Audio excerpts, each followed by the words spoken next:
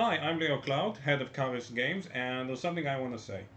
What most people call tabletop role playing games, I have something specific I call it. Now, I'm going to say what it is, I'm going to say why I call it that, I'm, I'm going to say what I don't mean by that, and then I'm going to talk about what most people call it. So, what most people call tabletop role playing games, which are the games where everybody sits around on a table, usually and people play out characters, and one guy who is running the game uh, just says what happens. I call those narrative games. Now, the reason I do it is simple. It's a game you play by talking and describing things and doing that. That's called narration. So I call it narrative games because it's told by narrations. That's why we call computer games or video games computer games or video games because you play them on a computer or on a via a video monitor, with kind of the same thing because you can't play a computer game without the video monitor. That would be difficult. Or board games are played on a board. Ball games are played with a ball. So that's the reason. It's really that's what gives. It's pretty simple. What I don't mean by narrative games, I don't mean you create a narrative in the senses of that there's a bunch of other uses of narrative, like narrative they use it in media, or narrative they use it as when talking about film as like the stamp of the filmmaker, and it's like authorship. uh, I don't talk about that. I'm just using the basic form of it. um, Now, but when I say narrative, though, I do think that narrative, because when you describe something, you can't describe everything that happens. Like, just imagine me. I take this cup and I sip it. Well, you can spend an hour just talking about the shape of the cup. I don't know if an hour, but you can spend a lot of time. Or if you do a meeting, you can spend a lot of time on just the way there. And we all have those situations where if we think, well, this guy, game master player, is really spending a lot of time describing stuff that he shouldn't. And the reason is, yeah, but think about this way: you could always describe more, and you can always be more inclusive of what you put in. And you know, art by definition has to not put a bunch of stuff because it's not a you know exact uh, duplication of reality. Art is a recreation of what it is, and you have to be selective. Now, that being said, when you narrate, which is, and the narrative, what I mean it like this, is the sum of the entire thing that was narrated. So that's basically the game without the rules part or without the extemporaneous part. Like if you're in a game and the game is just the session, it's like whatever happens in the gaming session. And one guy says, "Hey, I gotta use the toilet." Well, that's part of the game. That definitely happened, but you don't count it in the narrative. Or if you're playing and the guy says, um, yeah, I check my dice and I put this bonus and this bonus. Well, it's definitely part of the game and you might do it a lot, but it's not part of the narrative. Like, you don't narrate how it happens. Now, you might create something analogous, like, say, my blade is fine and sharp, so I get another dice. Or I have the I have the high ground, it's over, so I get to roll my dice again. But that's not part of the narrative per se, even though it's part of the game. So for me, the narrative is just the game session and all of the stuff you narrate. Now, that actually does include the things you talk about, but it also is going to include what you think about them. So I'm just going to show the game I made. Action Dice is a game where players narrate a story together, a narrative game. The narrative includes the plot and theme. The plot is what happens, the theme is what you have to say about it. The narrative unites them by emphasizing what is important and minimizing what isn't.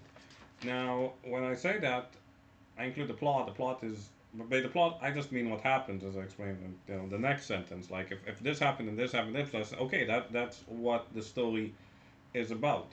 But since when you are narrating, you have to be selective. You have to choose the things that you think are important enough to make it. And if you don't, it's just pointless, meandering, boring, and not very nice. I mean, You just can't include everything, and you gotta choose what you don't. Uh, you know, style and expression is removing stuff. You gotta remember that. So yeah, when you have the team is what you have to say about it.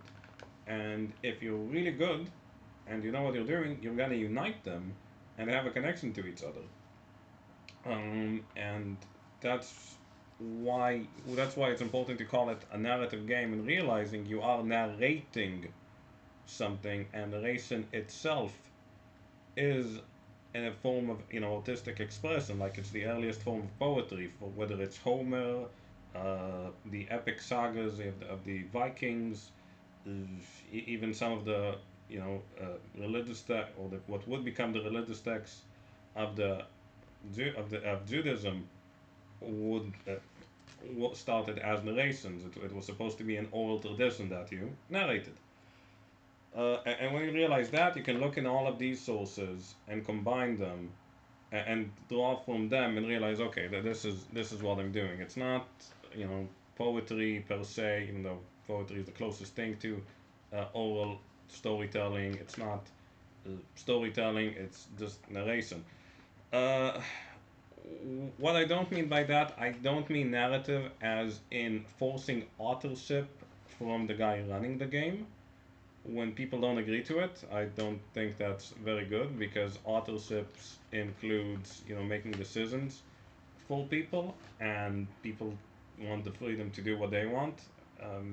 Even though in theory, if you just sit together and say, okay, I think this character should do this because they're such and such, and it's in their nature, and this represents this, and they have this idea, and this idea would make them do this because that's the connection. I think that's fine, but while you're playing, you need to express yourself, and expression is something spontaneous. And if you stop people from doing that, then that's very bad, because they're not going to be able to express themselves. And you know, this is a medium. This is an art form in the sense of applying a craft to express something that has to do with how you view the world, how you view things. That's not bueno. That's not kosher or bueno, so to speak. So I'm kind of against the use of narrative when it just means like, oh yeah, I'm gonna use this to justify being the author of the story, and I think that's not very good. Some people call this tabletop role playing games, and I don't actually have a problem with that, because we people are here to role play. That's one of the things you can do when you're narrating your character, and that's fine. My only problem, well, I have two problems with that. One is there are like role playing games for video games where you're supposed to play a role in a video game, and then you have to have the tabletop, even though you don't play it on the table, but it's what it is. Well, you can play it online, but even when you're playing it online, you're doing the same thing, which is narration. So we're getting back to the point. So that kind of causes confusion. And the second is any definition of this should include the game master, or the guy running the game. I call him the game director. I have my own reason for saying that, and it's kind of similar to the previous point I made, but I'm gonna make it in another video. It's probably the next one. Uh, so yeah, any definition of what a game is should include the guy running the game, and if the person running the game is not included, that's kind of bad for them, because it needs to integrate that, because he is in a sense the most important person in the game, because you can remove players playing characters, but if you remove him, there's no game. So I'm not saying you have to make a game focused on the person running the game, but you should start there, I think. So it needs to integrate both of what they're doing. Now you're saying, well, the game master is supposed to role play. I'm saying, well, he should, but take for example a game set completely in the wilderness where the player characters need to, uh, find, survive, and deal with the elements and the problem facing that. And the game master could be there, and he could add to the narrative by describing the natural stuff, which has captivated the human imagination and expression for, well, forever. And you could do a great job doing that, but you wouldn't role play because there would be no person to play. Like, you can't role play a storm, you can't role play a cave, you can't role play. Well, you might be able to role play animals, but I don't think so, but there might not be animals, but still be role playing. So for that reason, I kind of don't use role playing game because that's exclusionary to the guy running the game. I don't have a problem if people do it, say it. It's completely understandable because that's what we're here to do. Like it's like war games. You can play a war game on a video game. You can play a war game with a board and pieces, like 40K or chess or Go. Even though those are like more board games because they're kind of abstracted from war a lot. Or you can play a war game as in like the old style Kriegspiel. Or you can even do the old style Kriegspiel, which is like training for officers to give command, and those would be war games. So that's a genre, and I think it's easier to focus on a medium because that's what we're talking about. So yeah, I call role playing games narrative games. I call it like that because it's a game you narrate, and the moment you realize that, it's easier to figure out what you're doing and why you're doing it. I don't like narrative games to mean basically an excuse to be an author for what happens and making decisions for people, which is not fun. And I don't have a problem with people call it role playing game, but